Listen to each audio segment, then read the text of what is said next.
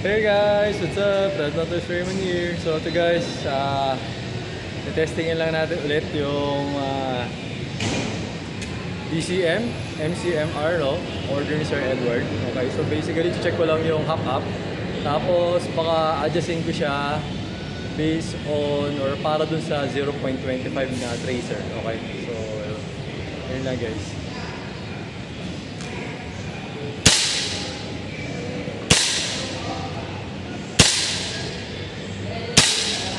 Grabe, ang lakas.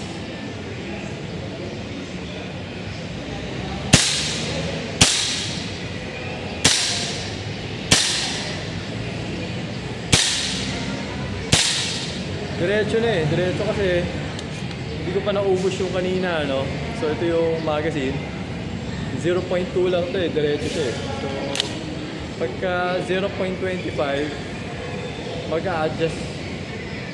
Siguro dapat hinigpitan natin yung yung hub. Baka pag hinigpitan natin yung hub, baka tumaas pa yung FPS. Kasi ngayon, 0.22, pababa siya eh. Pababa lang siya pagdating sa dulo eh. Hindi siya umaakit eh. So ibig sabihin, medyo maluwag yung hub niya.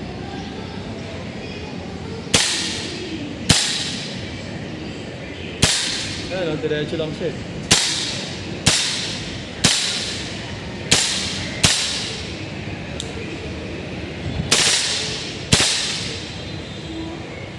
Open chamber. Ay, open bolt. Open bolt o open chamber? Okay, teka, wait ko. Ito, nilagyan ko ng to. 0.25. Medyo mainit kasi naarawan. Isa pa pala yun. Kaya siguro medyo mababa FPS natin kasi masyadong malamig kanina sa unit, no? So, naka-aircon tayo kasi dun. So, kaya siguro for 38, no? 438 na nakuha natin. So, okay. So, ngayon, pero hindi ko na siguro kailangan adjustin to.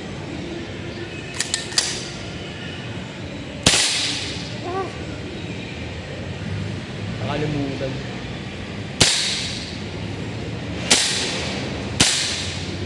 Hindi na siguro. Siguro konti lang. Adjustin ko lang konti.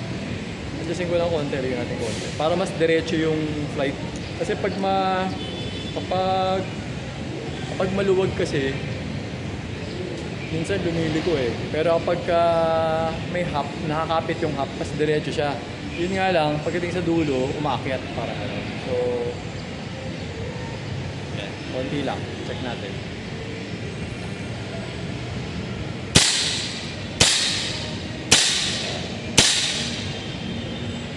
Mahangin dito, tsaka medyo maingay. So,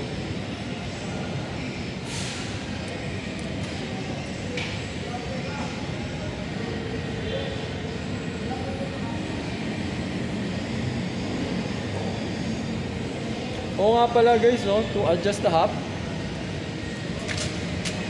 So, hanapin mo yung dummy gas route. Ayun, no, dyan.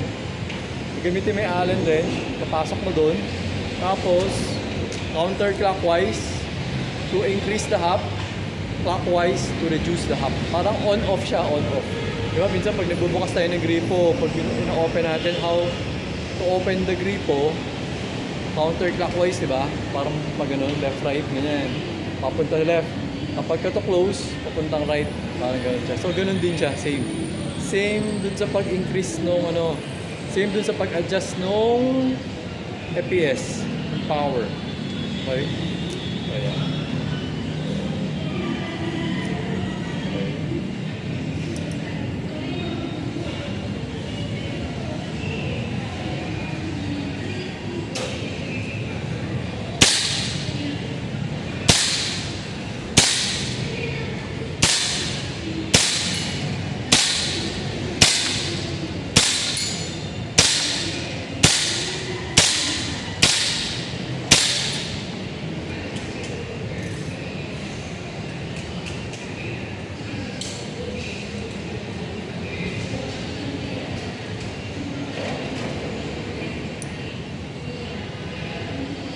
Naka-solver na to.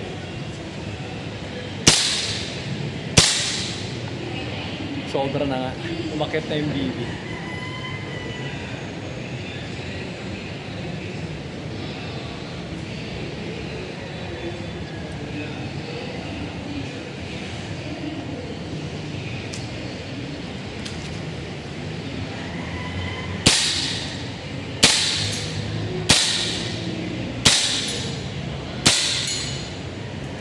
Narinig niyo yun?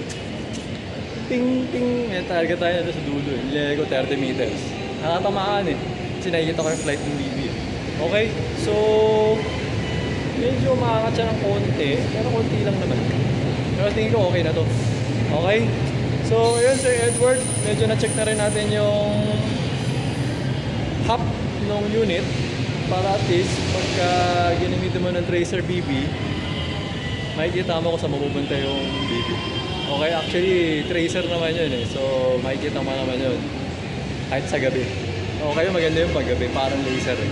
Okay, so ayun sir, nag-open bolt naman siya, no? Okay, wala nang pala. Alright, so, okay.